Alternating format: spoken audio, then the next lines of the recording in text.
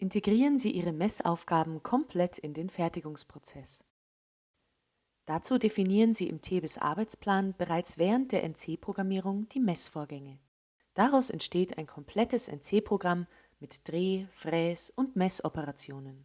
So überprüfen Sie vor Beginn der Bearbeitung automatisch die korrekte Spannsituation und die Abmaße des Rohteils.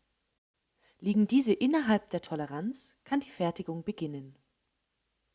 Während oder nach der Bearbeitung stellen Sie mit weiteren Messaufgaben fest, dass die Bearbeitung korrekt und vollständig ist.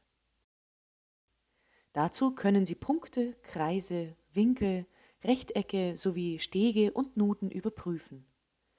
Da das NC-Programm inklusive aller Bearbeitungen und aller Messwege mit den digitalen Zwillingen Ihrer Betriebsmittel auf Kollision geprüft werden kann, eignet sich dieser Prozess genauso für unbeaufsichtigte Nacht- und Wochenendschichten. Sind alle Messergebnisse in Ordnung, kann der nächste Bearbeitungsschritt gestartet oder das Bauteil abgespannt werden.